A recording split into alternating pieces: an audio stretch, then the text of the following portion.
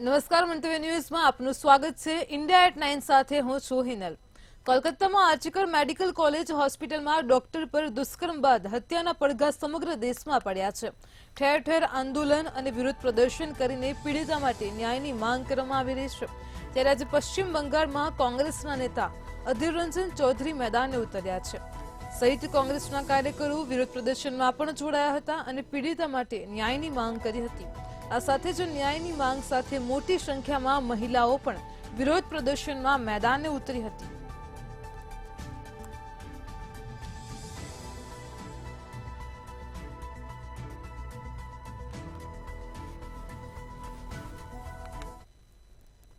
उत्तर प्रदेशની યોગી આદિત્યનાથની સરકાર દ્વારા નવી સોશિયલ મીડિયા પોલિસી લાવવામાં આવી છે।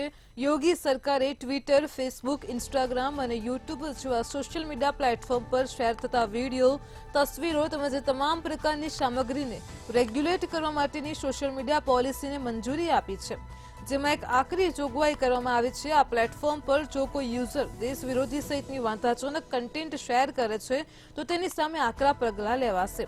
તેને 3 વર્ષની આજીવન કેદની સજા કરવામાં આવી શકે છે। એક રિપોર્ટ મુજબ આવા લોકોની સામે ગુનાહિત બદનક્ષીના આરોપો પણ લગાવવામાં આવી શકે છે। તેવી જ રીતે જો કોઈ સોશિયલ મીડિયા ઉપર સરકારના કામના વખાણ કરતી પોસ્ટ કરે તો તેને મહિને 2 લાખથી 8 લાખ રૂપિયા સુધીની રકમ આપવામાં આવશે। આ માટે સરકાર દ્વારા જુદી જુદી કેટેગરી તૈયાર કરાઈ છે। ફોલોવર્સ અને સબસ્ક્રાઇબર્સની સંખ્યાના આધારે 4 કેટેગરી તૈયાર કરાઈ છે। एक्स प्लेटफॉर्म, फेसबुक और इंस्टाग्राम पर 2 થી 5 लाख, જ્યારે यूट्यूब वीडियो, शॉर्ट्स ने पॉडकास्ट पर इन्फ्लुएंसर ने 4 થી 8 लाख રૂપિયા મળશે। तो सरकार द्वारा एजेंसीओनी पण पसंदगी थशे, जेने आवा इन्फ्लुएंसर ने शोधवानुं अने जाहेरातो आपवानुं काम सोंपवामां आवशे।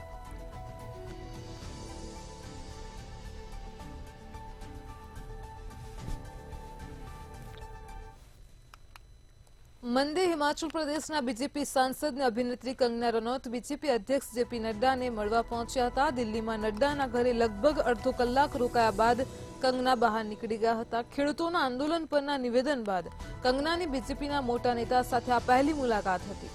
ખેડૂતોના આંદોલન દરમિયાન વિરોધના નામે બળાત્કારની હત્યા થઈ હતી। જો સરકાર મજબૂત ન હોત તો પંજાબ બાંગ્લાદેશ બની ગયો હોત। જ્યારે આ નિવેદનનો વિરોધ કરવામાં આવ્યો ત્યારે ભાજપે કહ્યું કે આ કંગનાનો પોતાનો મત છે, પાર્ટીનો નથી।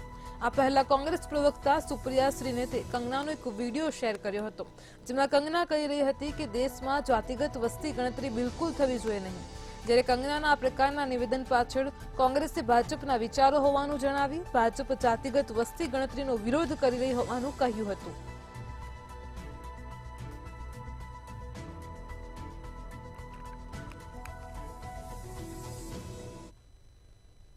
बीजेपी जातिगत जनगणना बिल्कुल नहीं कराएगी, उसके सख्त खिलाफ है। और ये मेरा कहना नहीं है, ये बीजेपी की सांसद, चुनी हुई सांसद कंगना रनौत जी ने कहा है। उनसे 2 टूक सवाल पूछा गया था कि क्या जातिगत जनगणना होनी चाहिए, उन्होंने कहा बिल्कुल नहीं। पहले सुन लीजिए उनसे क्या पूछा गया और उन्होंने क्या कहा। जातिगत जनगणना होनी चाहिए? बिल्कुल भी नहीं। नहीं?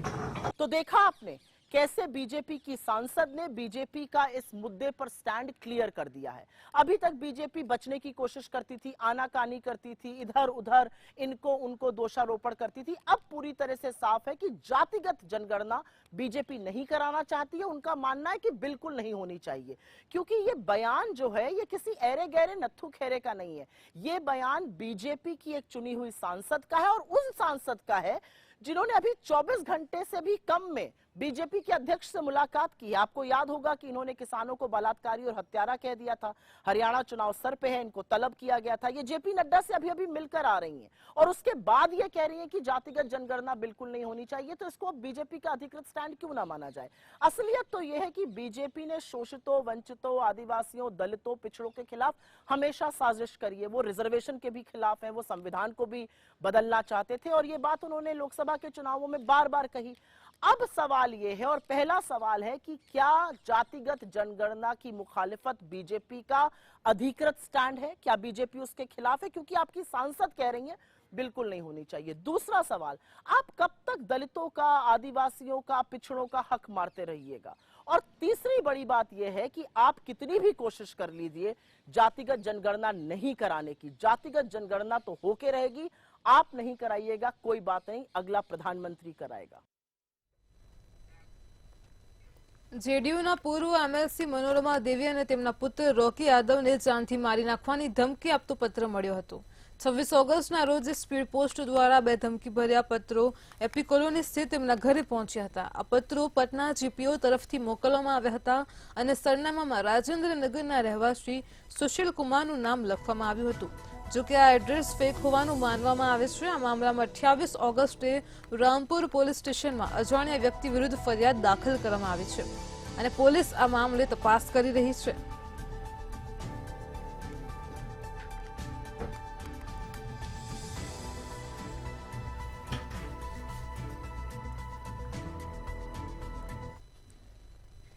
રાજધાની દિલ્હી સહિત એનસીઆરના ઘણા વિસ્તારોમાં આજે સવારે ભારે વરસાદ થયો હતો। ભારે વરસાદ બાદ દિલ્હીના ઘણા વિસ્તારોમાં પાણી ભરાયા છે, જેના કારણે સવારે ઓફિસ જતા લોકોને મુશ્કેલીનો સામનો કરવો પડ્યો હતો। મહેરૌલી, બદરપુર રોડ, શંકર વિહાર સહિત ઘણા વિસ્તારોમાં પાણી ભરાવાને કારણે વાહન વ્યવહારની ગતિ ધીમી હતી। લોકોને પાણી ભરાયેલા રસ્તા પરથી પસાર થવાની ફરજ પડી હતી। હવામાન વિભાગે દિલ્હીમાં પણ વરસાદને લઈને યલો એલર્ટ જાહેર કર્યું છે।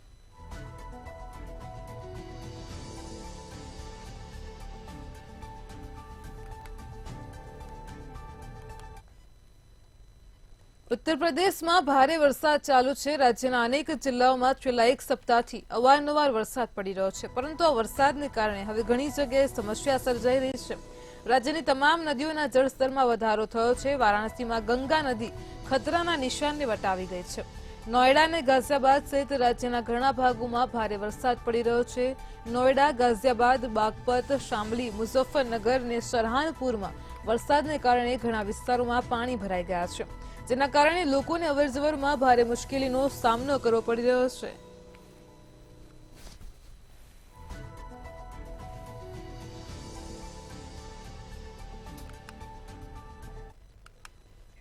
ઉત્તર પ્રદેશના મેનપુરીના ઇબ્રાહીમપુર ગામમાં 2 માળના મકાનની છત તૂટી પડી હતી। અકસ્માતમાં એક જ પરિવારના 3 મહિલાઓના મોત થયા હતા। ભારે વરસાદને કારણે ઘરની છત પડી ગઈ હતી। મકાન ધરાશયી થતા પોલીસને જાણ કરવામાં આવી હતી। આ પછી રાહતને બચાવ કાર્ય પણ હાથ ધરવામાં આવ્યું હતું। પોલીસને કાટમાળમાંથી 3 મૃતદેહ મળી આવ્યા હતા। આ ઘટનામાં પરિવારના અન્ય કોઈ સભ્યોને ઈજા થઈ નથી।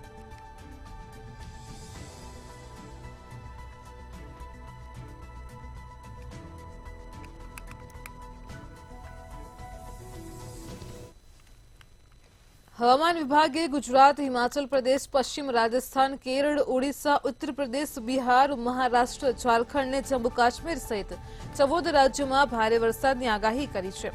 રાષ્ટ્રીય રાજધાની દિલ્હી અને તેની આસપાસના વિસ્તારોમાં પણ વરસાદ પડી રહ્યો છે। આ ઉપરાંત ગુજરાતમાં પૂરને કારણે લાખો લોકો ખરાબ રીતે પ્રભાવિત થયા છે। હવામાન વિભાગ દ્વારા ગુજરાતમાં વરસાદને લઈને રેડ એલર્ટ અપાયું છે। NDRF, SDRF, army, Indian air force અને ઇન્ડિયન કોસ્ટગાર્ડની સાથે અધિકારીઓ પણ પૂર પ્રભાવિત વિસ્તારોમાં રાહત અને બચાવ કામગીરી કરી રહ્યા છે।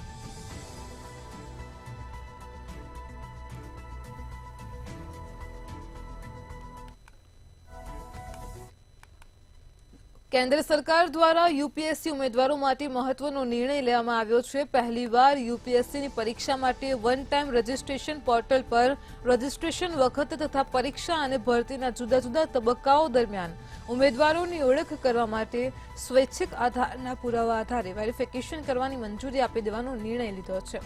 ડીઓપીટી મંત્રાલયે એક નોટિફિકેશન જાહેર કર્યું છે, જેમાં અંગે જણાવવામાં આવ્યું છે કે ઉલ્લેખનીય છે, ગત મહિને જ ટ્રેનની આઈએએસ અધિકારી પૂજા ખેડકર પર દિવ્યાંગતા અને અન્ય પછાત વર્ગ કે ઓબીસી કોટાનો દુરુપયોગ કરવાનો આરોપ લાગ્યો હતો, જેના કારણે આયોગે પૂજા ખેડકરની ઉમેદવારી રદ કરી હતી।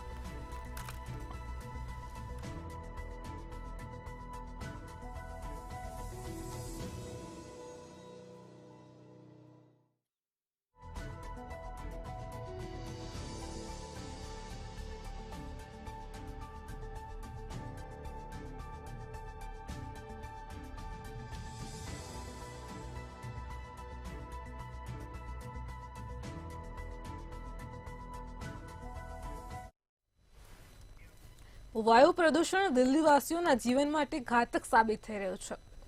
વાયુ પ્રદૂષણને કારણે અહીંના લોકોનું આયુષ્ય લગભગ 12 વર્ષ સુધી ઘટી શકે છે. તો દેશની રાજધાની વિશ્વના સૌથી પ્રદૂષિત શહેરોમાં સ્થાન ધરાવે છે. અમેરિકન રિપોર્ટના દાવા અનુસાર વાયુ પ્રદૂષણ લોકોનું આયુષ્ય ઘટાડી રહ્યું છે. જો WHO ના માપદંડોને પૂર્ણ કરવામાં આવે તો દિલ્હીના રહેવાસીઓનું આયુષ્ય લગભગ 12 વર્ષ સુધી વધી શકે છે. જ્યારે હવાના પ્રદૂષણના સ્તરમાં સામાન્ય ઘટાડો પણ આયુષ્યમાં વધારો કરી શકે છે.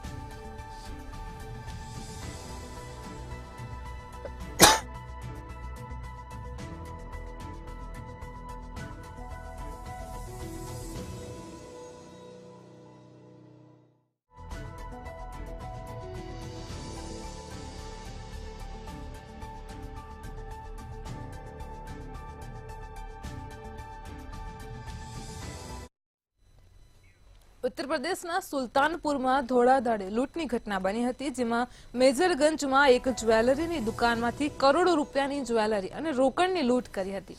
આ લૂંટની ઘટનાનો વિડીયો સોશિયલ મીડિયા પર વાયરલ થઈ રહ્યો છે. ત્યારે આ સમગ્ર મામલે સમાજવાદી પાર્ટીના નેતા શિવપાલ યાદવે પોતાની પ્રતિક્રિયા આપી છે. તેમણે કહ્યું છે કે સુલતાનપુરમાં મળેલી લૂંટના સીસીટીવી તસવીરોમાં સ્પષ્ટ દેખાય છે કે રાજ્યમાં ગુનેગારો બિલકુલ નિડર છે. તો પછી કાયદો અને વ્યવસ્થા અંગે ઝીરો ટોલરન્સના દાવાનો અર્થ શું?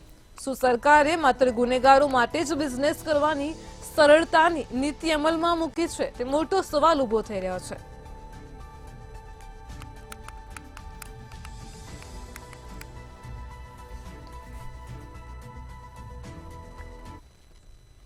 જમ્મુ કાશ્મીરના રાજૌરીમાં સુરક્ષા દળો અને આતંકવાદીઓ વચ્ચે એન્કાઉન્ટર થયું છે. સુરક્ષા દળોએ વિસ્તારને ઘેરી લીધો છે. તો બીજી તરફ કુપવાડામાં સુરક્ષા દળોએ એલઓસી ઉપર ઘૂસણખોરીના પ્રયાસોને નિષ્ફળ બનાવ્યા હતા. એલઓસી ઉપર 2 જગ્યાએ ઘૂસણખોરીના પ્રયાસો કરવામાં આવ્યા હતા. કુપવાડાના તંગદાર અને મચ્છલ સેક્ટરમાં 2 અલગ અલગ એન્કાઉન્ટરમાં 3 આતંકવાદીઓના મોત થયા છે. તંગદાર અને મચ્છલના ઉપરના વિસ્તારોમાં સર્ચ ઓપરેશન હજુ પણ ચાલુ છે.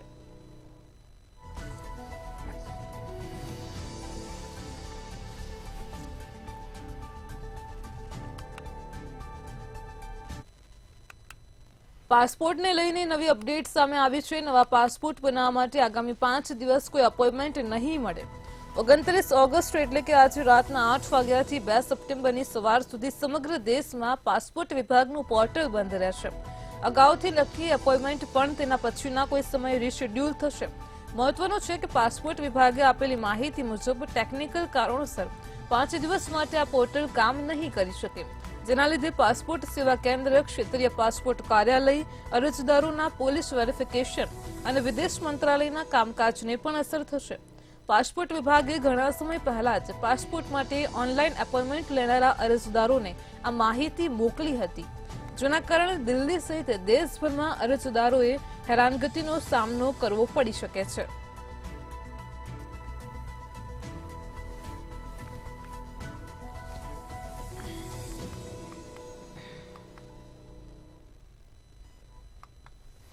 દેશભરમાં ભારે વરસાદી માહોલ વચ્ચે હવે ભૂકંપ આવતા લોકોમાં વધુ ભયનો માહોલ ફેલાયો છે.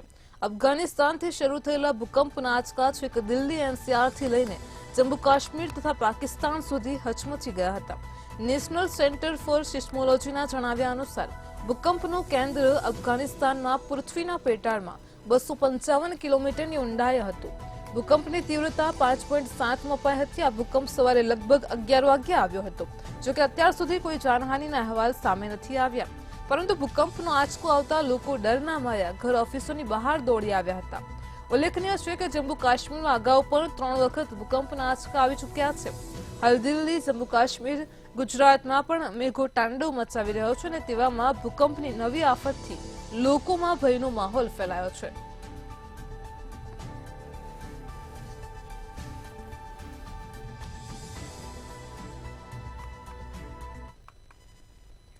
સુરતમાં નકલી પોલીસ બનીને જુગારધામ પર રેડ કરવાનો મામલો સામે આવ્યો છે. જુગાર રમતા કેટલાક ઇસમોને પકડીને પૈસા પડાવ્યા હતા.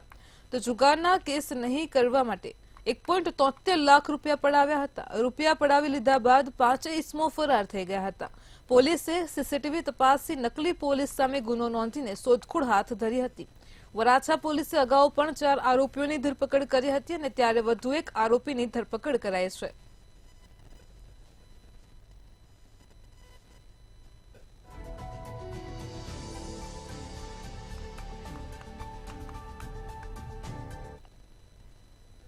સાબરકાંઠામાં હિંમતનગર શહેરમાંથી જુગાર રમતા 7 જુગારીયાઓ ઝડપાયા છે. બી ડિવિઝન પોલીસની ટીમે બાતમીના આધારે જુગારધામ ઝડપી પાડ્યો છે. પોલીસ અલકાપુરી 4 રસ્તા પાસે જુગારધામને ઝડપી પાડ્યું છે, જેમાં 7 ઇસમો સહિત 12,800નો મુદ્દામાલ પણ કબજે કર્યો છે.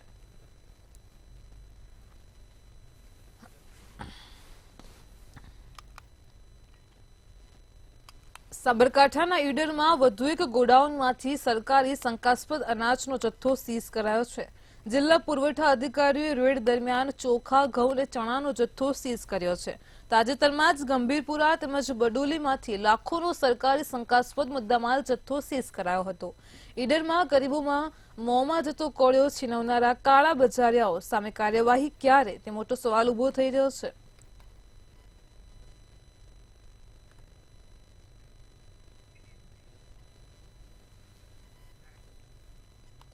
સાબરકાંઠામાં તલોદના ભીમપુરા ગામમાં 2 દિવસ અગાઉ ઘરેથી યુવાન ગુમ થયો હતો. ગુમ થયેલ 24 વર્ષીય આકાશી નામના યુવાનનો આજે તળાવમાંથી મૃતદેહ મળી આવ્યો હતો. સ્થાનિકો અને પોલીસના સહયોગથી મૃતદેહને બહાર કાઢવામાં આવ્યો હતો અને તલોદ પોલીસે મૃતદેહને પોસ્ટમોર્ટમ માટે તલોદ સિવિલ હોસ્પિટલ ખાતે ખસેડ્યો હતો. સમગ્ર મામલે આગળની કાર્યવાહી હાથ ધરી હતી.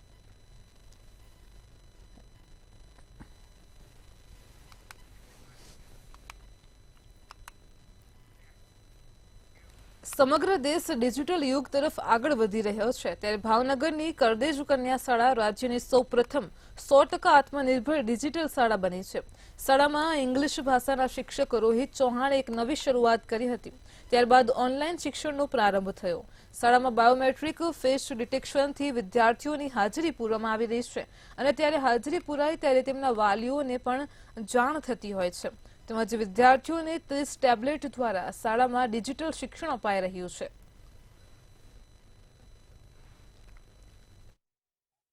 અમારી શાળામાં અત્યારે નવા ટેબ્લેટ આવ્યા છે, જેમાં અમે ગેમ્સો જાતે બનાવીએ છીએ અને ગુજરાતમાં લિંક કરી ગુજરાતમાં શેર કરીએ છીએ. QR કોડ પણ અમે જાતે બનાવીએ છીએ અને શેર કરીએ છીએ. તે અમે ગેમ કોમ્પ્યુટર લેબમાં જાતે જ બનાવીએ છીએ. આખી દુનિયાની માહિતી અમે ગમે ત્યારે પ્રિન્ટ કરી શકીએ છીએ. એન્ડ્રોઈડ એપ્લિકેશન દ્વારા અમારા ઘરે ખબર પડે છે કે તમારી દીકરી શાળાએ ક્યારે પહોંચી છે ને ક્યારે શાળાથી છૂટી છે. કરદેજ ગામની દીકરીઓ જ્યારે અમારી શાળા પ્રવેશ કરે છે, ઘરેથી આ સ્કૂલે આવે છે, ત્યારે વાલી તરીકે અમને ચિંતા હોય છે કે અમારી દીકરી પહોંચી કે નહીં. તો એ ડિજિટલ યુગ પ્રમાણે આ લોકો એવું સરસ ગોઠવું છે કે અમને મેસેજ પડી જાય છે અને અમારી દીકરી સેફ છે એનો અમને સંતોષ થાય છે. અમારી દીકરી આ શું કરી રહી છે એનો પણ અમને ખ્યાલ આવે છે. એટલો સરસ પ્રોગ્રામ અમારે અહીં રોહિતભાઈ અને મોરી સાહેબ દ્વારા ગોઠવવામાં આવ્યો છે. શ્રી કરદેજ કન્યા શાળાની અંદર 22 જેટલા ડિજિટલ ઇનોવેશન સાથે કરદેજ કન્યા શાળાને એક સરકારી પ્રાથમિક શાળાને ડિજિટલ બનાવવાનું સપનું આજે અમે સાકાર કરી શક્યા છીએ. Biometric, online attendance, Android application, ઘરે બેઠા હોમવર્ક, અસાઇનમેન્ટ, હાજરી, ટાઈમ ટેબલ સહિતની બધી જ વસ્તુ વાલીના ઘરે મળી શકે. Digital board, CCTV camera, online result, digital બચત બેંક, બાળકો જાતે સોફ્ટવેરનું સર્જન કરે, ગેમ્સ બનાવે. આ ગેમ્સ બાળકોના નામથી અમે ગુજરાતમાં શેર કરીએ. QR કોડ અને સાથે જ ટેબ્લેટના માધ્યમથી અનલિમિટેડ 5G નેટવર્કની સાથે બાળકો ડિજિટલી અભ્યાસ કરી રહ્યા છે. જૂનાગઢના માળિયાની સગીર યુવતીને મરવા માટે મજબૂર કરનાર યુવક વિરુદ્ધ પોલીસ સ્ટેશનમાં ફરિયાદ નોંધાઈ છે. માળિયા હાટીનાના કલીમભંડા ગામની સગીર વયની યુવતીને સોશિયલ મીડિયામાં મેસેજ કરી માણાવદરનો શખ્સ યુવતીને હેરાન કરતો હતો. ત્યારે આપઘાત કરી લેતા સારવાર દરમિયાન તેનું મોત થયું છે અને જ્યારે પરિવારે યુવક વિરુદ્ધ માળિયા હાટીના પોલીસમાં ફરિયાદ નોંધાવી છે અને પોલીસે તપાસ હાથ ધરી છે. સગીર વયની જે દીકરી હતી એને એવી ધમકી આપેલી હતી કે જો તું મને મળવા નહીં આવ તો હું તારા માતા પિતાને જાણ કરી દઈશ અને તારી ઇજ્જતના કાકરા કરી નાખીશ અને સમાજમાં તારી અને તારા કુટુંબની ખૂબ બેઇજ્જતી કરાવીશ. જેથી આ દીકરીને લાગી આવતા આ દીકરી એસિડ પી ગયેલ અને સારવાર દરમિયાન આ દીકરી મરણ જવા પામેલ. ત્યાં આવરું પગલું શું લેવા કર્યું? ગમે એવું હતું તારે ગમે વાત કરવી હતી ત્યાં આવું શું લેવા કર્યું? ત્યારે દીકરી આજ જોડે મને એટલું કીધું કે ભાઈ હું તમે જેવી ધારો છો ને એવી હું નથી, પણ મારી માંથી એવી રીતના મને બ્લોક કરી ને તો હું કોઈને અમારાથી વાત થાય એવું નથી બેન ફૂઈ કે, અને હું છે ને મરી જાવ ત્યાં લગી કઈ થાય એમ નતું કે, એવું બધું હતું કે. મારા જે આ ખાડાના ઘરના હતા ને એને એ કિચન માંથી પાણી ભરીને આવ્યા, પાછળથી એસિડ પી નાખ્યું. એસિડ પી લીધું એટલે ડાયરેક્ટ દળબડાટી બોલવા માંડી. પછી અમે ડાયરેક્ટ સિવિલમાં માળીએ હાજર થયા. સિવિલ માંથી સાહેબ એમ કહી દીધું કે આને તમે જલ્દે જલ્દ જુનાગઢ અથવા રાજકોટ પહોંચાડો, કે અહીં કોઈ આની વ્યવસ્થા થાય ને હું અહીંથી તમને ગાડીનું મેળ કરી દઉં. એટલે અમે જુનાગઢ સિવિલમાં ભરતી થઈ ગયા ત્યાં. સાહેબ હું મજૂરી કરું, મારી પાસે એવડા પૈસા નહોતા કે હું જેથી કરીને પ્રાઇવેટમાં દાખલ કરી. સુરતમાં ઇલેક્ટ્રિક બાઇકની ફેક્ટરી શરૂ કરી તેમાં ડિરેક્ટર તથા ભાગીદાર બનાવવાની લોભામણી લાલચ આપી ₹2 કરોડ ને 97 લાખની છેતરપિંડી કરનાર આરોપીની સુરત ઇકોનોમિકલ સેલે ધરપકડ કરી છે.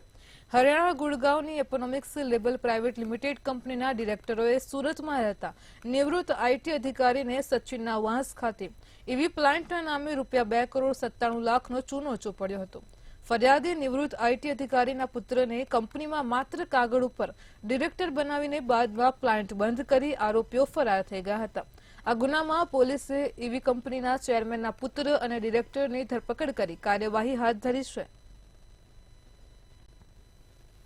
આરોપી મનવિંદર ચૂ તથા અન્ય આરોપીઓએ ફરિયાદીને લાલચ આપી અને 2 કરોડ 97 લાખની તેઓ સાથે વિશ્વાસઘાત કરેલ, જે અનુસંધાને એફઆઈઆર નોંધી અને આરોપી મનીષ ચુગની ધરપકડ કરવામાં આવેલ છે અને હાલ અન્ય આરોપીઓ બાબતે તપાસ ચાલુ છે. આ ગુનામાં આરોપી અને તેના પિતા કંપનીમાં ડાયરેક્ટર હતા અને એ ડાયરેક્ટરના આધારે તેઓએ ફરિયાદીને લાલચ આપેલી. ફતેપુરાના પાટડિયા ગામે 2 વર્ષ અગાઉ બનાવેલ ઈંટોના ભટ્ટાના કારણે આજુબાજુના ખેતર માલિકો હેરાન પરેશાન થઈ રહ્યા છે. વરસાદના કારણે ઈંટો સહિત માટી વરસાદને ધોવાઈને ખેતરોમાં ફરી વળી છે, જેના કારણે ખેતરમાં કરેલા પાક પર પણ માટી ફરી વળી છે, જેના કારણે ખેડૂતોના પાકને મોટા પાયે નુકસાન થયું છે.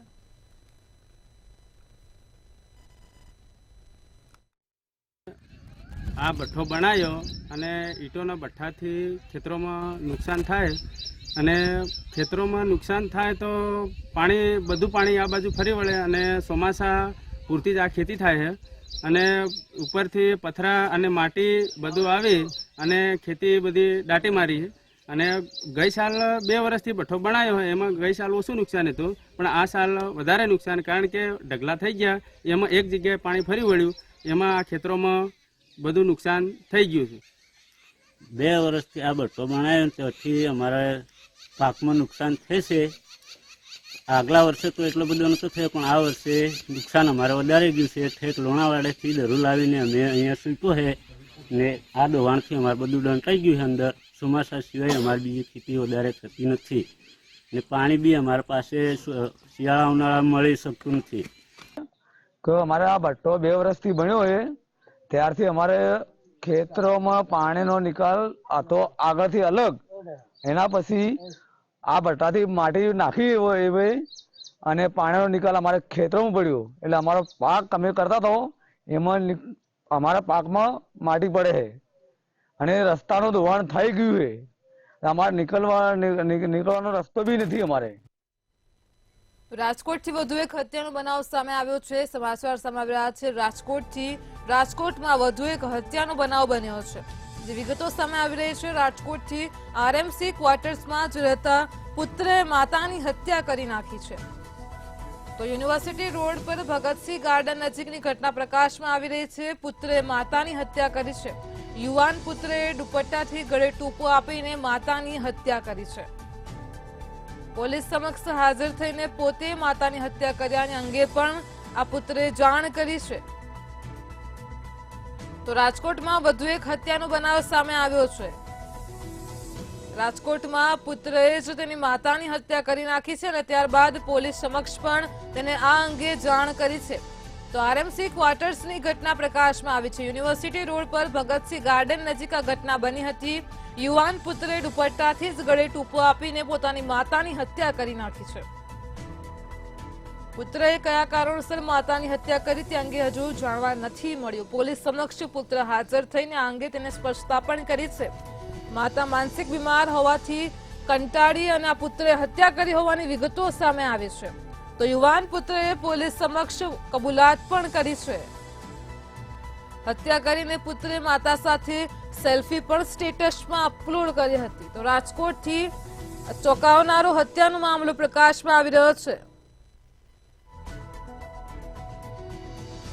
પુત્રે માતાની હત્યા કરીને સેલ્ફી પાડી તેને સ્ટેટસમાં અપલોડ કરી હતી. સાથે જ સોરી મોમ પણ લખ્યું હતું.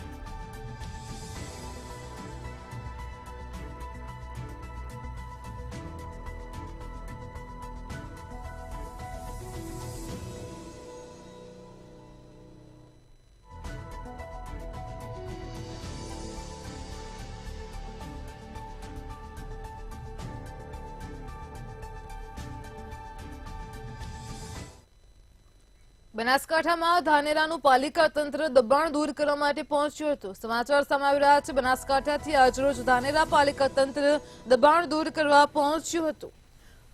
સ્વાગત કાર્યક્રમમાં થયેલ રજૂઆતના આધારે દબાણ દૂર કરાયા હતા. સનરાઈઝ શોપિંગ આગળના દબાણો દૂર કરવામાં આવ્યા હતા. ધાનેરા પાલિકા તંત્ર દબાણ દૂર કરવા પહોંચ્યું હતું. રોડ રસ્તા બાબતે પ્રજા ત્રાહિમામ છતાં પણ પાલિકા નિરસ છે. તો ભર બજારે દબાણનો રાફડો ફાટી નીકળ્યો છે. તેમ છતાં પણ પાલિકાની આંખે અંધારા હોય તેવું લાગી રહ્યું છે. તો બનાસકાંઠામાં ધાનેરાનું પાલિકા તંત્ર દબાણ દૂર કરવા માટે પહોંચ્યું હતું. સ્વાગત કાર્યક્રમમાં થયેલ રજૂઆતના આધારે દબાણ દૂર કરાયા હતા.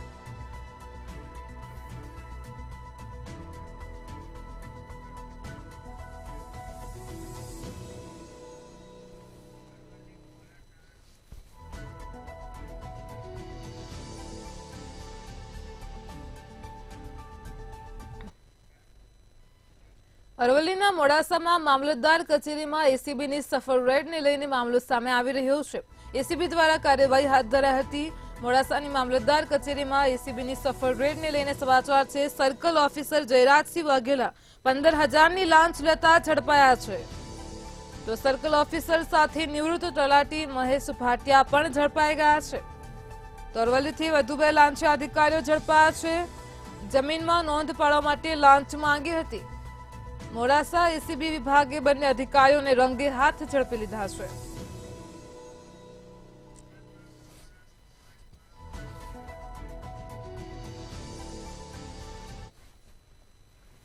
સુરતમાં કરોડોના કૌભાંડનો વોન્ટેડ આરોપી પકડાઈ ગયો છે. સમાચાર સામે આવી રહ્યા છે. સુરતથી સુરતમાં કરોડોનું કૌભાંડ આચરવામાં આવ્યું હતું. આ વોન્ટેડ આરોપી પકડાઈ ગયો છે. તો એવરગ્રો ઇન્વેસ્ટરનો કેતન સોલંકી ઝડપાઈ ગયો છે. અમદાવાદમાં ટોળકી વિરુદ્ધ 4 ગુના નોંધાયા હોવાની વિગતો પણ મળી રહી છે. તો ગુજરાતમાં અંદાજિત 5 ગુના આરોપી સમક્ષ નોંધાઈ ચૂક્યા છે. ગુજરાતના 4500 જેટલા રોકાણકારોના રૂપિયા તેને ફસાવ્યા હતા. આરોપીએ કુલ ₹41 કરોડની છેતરપિંડી કરી હતી. તો સુરતમાં કરોડોના કૌભાંડનો વોન્ટેડ આરોપી પકડાયો છે.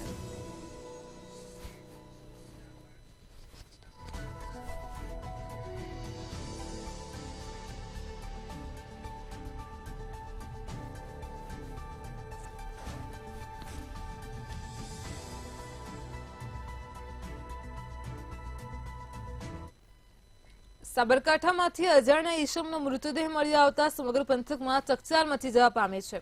સાબરકાંઠાથી સમાચાર સામે આવી રહ્યા છે. અજાણ્યા ઈસમનો મૃતદેહ મળતા ચકચાર મચી જવા પામી છે. તો પ્રાંતિજ પાસેથી અવાવરૂ સ્થળેથી અજાણ્યા ઈસમનો મૃતદેહ મળી આવ્યો હતો. પ્રાંતિજના ટુડોર બેટરીની કંપની પાસેની ઘટના સામે આવી છે. અજાણ્યા ઈસમનો મૃતદેહ મળી આવતા ચકચાર મચી જવા પામી છે.